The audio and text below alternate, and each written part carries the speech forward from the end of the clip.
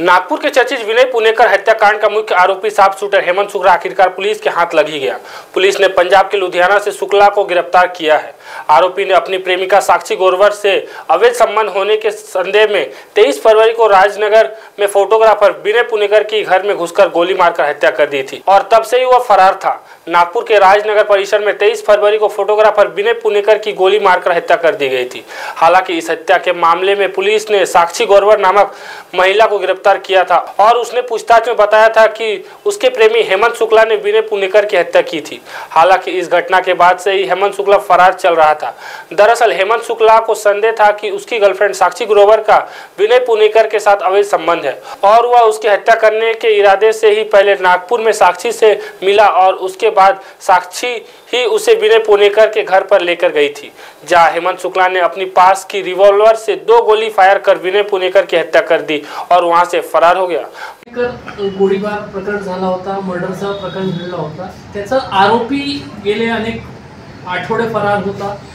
ही जी घटना होती ती नेमकी काय होती आणि आता आरोपी जेव्हा पकडण्यात आलेला आहे तर तो मोटिव्ह काय सिद्ध होतो याच्यामध्ये ही घटना फेब्रुवारीमध्ये झालेली होती। त्याच्या अनुषंगाने आपण गेले 4 महिने आरोपीचा शोध घेत आहोत। त्याच्यामध्ये मुख्यतः 2 आरोपी आपण निष्पन्न केले होते। त्याच्यामध्ये साक्षी ग्रोवर म्हणून एक आरोपी आहे जी याच्यासोबत राहत होती किंवा यांचे संबंध होते असे आम्हाला तपासात निष्पन्न झाले आणि त्याच्या अनुषंगाने आम्ही त्या दोघांपर्यंत पोहोचल्यानंतर साक्षी ग्रोवर आता सध्या मॅजिस्ट्रेट कस्टडी रिमांडमध्ये आहे।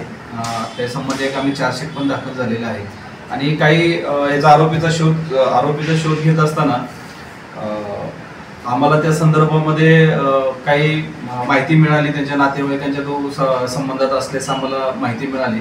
त्या अनुषंगाने आम्ही त्यांचे सीडीआर असतील, त्यांचे लोकेशन असतील याच्या माध्यमातून त्या नातेवाईकांची चौकशी केली आणि त्याच्यातून आम्हाला आरोपीचं लोकेशन निष्पन्न झालं। त्या अनुषंगाने लुधियाना पोलिसांच्या मदतीने आम्ही हेमंत शुक्लाला सध्या ताब्यात घेतलेला आहे आणि ट्रान्झिट वॉरंटवर त्याला आम्ही नागपूरमध्ये घेऊन येत आहोत। बेसिकली हा जो विनय पुणेकर होता तो एक फोटोग्राफर होता। या हत्येमागचं कारण काय निष्पन्न होतंय? काही प्रेम प्रकरण, अनैतिक संबंध? ह्याच्यामध्ये नक्की तेच कारण, अनैतिक संबंधाचंच कारण समोर येताना समोर आलेलं आहे। त्याच्या अनुषंगानेच हा मर्डर झालेला आहे। हा जो हेमंत शुक्ला आहे याची पार्श्वभूमी काही गुन्हेगारीची आहे का? आणि एवढे दिवस 4 महिने तब्बल तो फरार होता तर तो कुठं होता फरार, कुणाच्या मदतीने?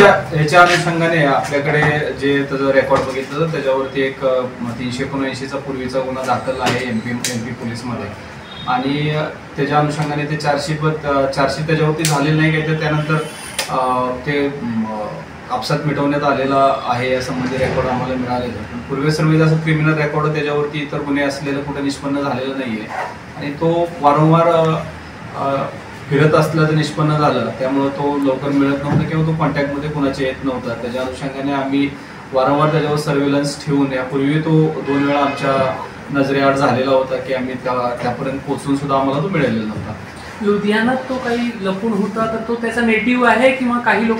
नाही, तो पूर्वी पण अमृतसर, लुधियाना, दिल्ली आणि बारिया या ठिकाणी त्यांनी काम केलेलं आहे। जिम ट्रेनर म्हणून काम करत होता, तसेच लेबर वर्कमध्ये तो ट्रान्सपोर्टेशनच्या वर्कमध्ये सुद्धा काम केल्याचं निष्पन्न झालेलं आहे। महाराष्ट्र टीवी 24 के लिए ब्यूरो रिपोर्ट नागपुर।